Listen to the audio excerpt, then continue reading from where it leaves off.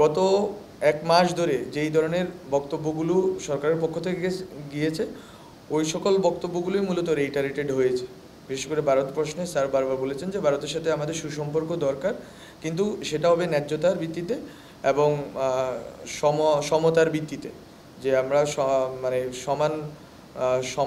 সম্মান এবং ন্যায্যতা যদি না পাই তাহলে এই সম্পর্ক প্রতিবেশীর সাথে সম্পর্ক রাখার বিষয়টা স্যার বলেছেন। এবং স্যার বলেছেন যে সার্ক যেই সংস্থা আছে এই সংস্থা পুনর্জীবনের জন্য স্যার চেষ্টা করবেন।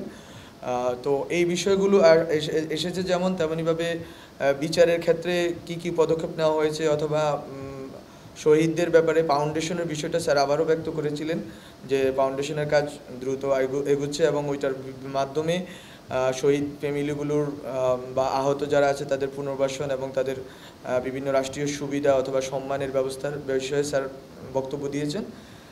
এছাড়াও অনেকগুলো বিষয় আলোচিত হয়েছে। ফলত পয়েন্ট অফ ভিউ বলতে স্যার গত এক মাসে রাষ্ট্রীয় মানে এই দায়িত্ব নেওয়ার পর থেকে উনি যে সকল কথা বলেছেন এগুলো মূলত উনি রেইটারেটেড করেছেন বিভিন্ন প্রশ্নের জবাবে। ব্র্যাক ইউনিভার্সিটির একজন শিক্ষার্থী বক্তব্য দিয়েছিলেন ধর্ম নিয়ে রাজনীতি করার বিষয়ে, ধর্মভিত্তিক রাজনীতির বিষয়ে উনি কথা বলেছেন যে ধর্মকে ব্যবহার করে যেই ধরনের রাজনীতি হয় সেই রাজনীতি নিয়ে তার বক্তব্য তিনি উপস্থাপন করেছেন। এইটা ছাত্রদের একটা অংশের যদি আমি বলি অথবা ছাত্রদের যদি উনি প্রতিনিধিত্ব করেছেন, যেহেতু ওনাদের বক্তব্য ওনারা এই বিষয়ে সতর্ক থাকার জন্য গভর্নমেন্টকে বা সরকারকে আহ্বান জানিয়েছেন। এইটা সরকার এই বিষয়টা যেহেতু বাংলাদেশের সংবিধান এবং অন্যান্য অনেকগুলো প্রতিষ্ঠানের সাথে জড়িত, এটা সম্বন্ধে সিদ্ধান্ত জানানো হয় নাই। কিন্তু আমি আবারও বলি কথাটা ছিল ধর্ম নিয়ে রাজনীতি, নট ধর্মভিত্তিক রাজনীতি। ফলত ধর্ম নিয়ে রাজনীতির বিষয়টা বাংলাদেশে এই প্রশ্নটা ধর্মকে রাজনীতির হাতিয়ার বানানো সম্বন্ধে বাংলাদেশে একটা কনসেনসাস আছে যে এটাকে বানানো যাবে না।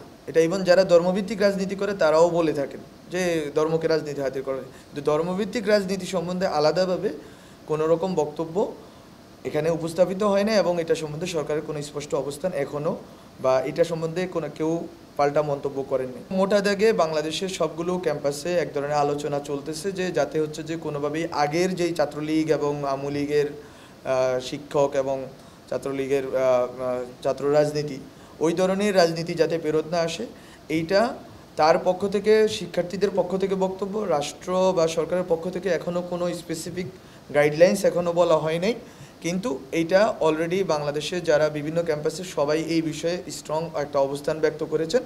এবং এই রাজনীতি যদি না থাকে, ছাত্র রাজনীতি যদি না থাকে, তাহলে কোন ফরম্যাটের রাজনীতি হবে এটা নিয়ে মূলত এক ধরনের ডিবেট অ্যান্ড ডায়ালগ কিন্তু সব জায়গায় চলতেছে। ইভেন ঢাকা বিশ্ববিদ্যালয়ের গত সপ্তাহে আমি যদি ভুল না বলি একটা আলোচনার আয়োজন হয়েছে এবং অন্যান্য জায়গায় আলোচনা হচ্ছে। আমরা চাই যে সমাজের বিভিন্ন অংশের ভিতরে ক্যাম্পাসের বাইরে এই আলোচনাগুলো হোক এবং এই ডিবেট অ্যান্ড ডায়ালগের ভিতর দিয়ে যে একটা কনসেনসাস ক্রিয়েটেড হবে ওইটার ভিত্তিতে তখন হচ্ছে সরকার তার অবস্থান ব্যক্ত করবে। মব জাস্টিসের বিষয়ে খুব ক্লিয়ার অবস্থান গভর্নমেন্টের সরকারের পক্ষ থেকে যে এটা কোনোভাবেই হতে দেওয়া যাবে না এবং যারা এটার সাথে জড়িত আছেন বিভিন্ন ফরম্যাটে মাজারে হামলা, মন্দিরে হামলা এবং কোনো ব্যক্তিকে আক্রোশের কারণে হামলা, সবগুলো হামলার ব্যাপারে আইন যেভাবে ব্যবস্থা নেওয়ার কথা বলে ওইভাবেই ব্যবস্থা নেওয়া হবে।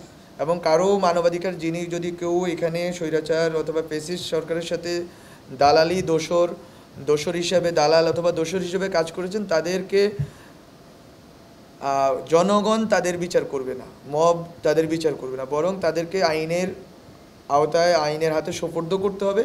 আইন নিজস্ব গতিতে তাদের বিচার করবে। জনগণ শুধু এতটুকু খেয়াল রাখবে যে যাতে কোনো রকম কম্প্রোমাইজ না হয় এবং যাতে সবার এই যে যারা শহীদ হয়েছেন, যারা আহত হয়েছেন তাদের সাথে কোনো ধরনের বেইমানি না হয়। এই ক্ষেত্রে সরকার যথেষ্ট কঠোর হস্ত এখনও এবং বিভিন্ন পদক্ষেপ নেওয়া হচ্ছে, আগামীতে আরও বিভিন্ন পদক্ষেপ নেওয়া হবে যাতে আইনগতভাবে যারা এই পারপেট্রেটরস আছে ওদের বিচার করা যায়।